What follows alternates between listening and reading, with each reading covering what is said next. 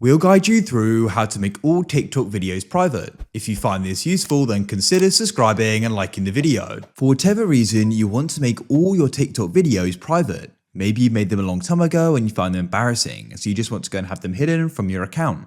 We'll guide you through the steps in order to do this. So to get started, go to the bottom right and you can go and press Profile. Then what you need to do is go to the top right and you can press the three lines.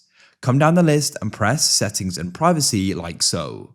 Now what you need to do is come and scroll down here until you find the option for Activity Center in Content and Display. In here you need to go down and you need to go and find the option Manage Post Visibility near the bottom. And now what we can do is we can go and start selecting these videos here. Then what you can do is go and start selecting them like so. Once you've got them selected, then what you can do is go and press Next at the bottom, and we can set it to only you. This means only you can see it, and so it'll be private. You can then press Update, and that's it.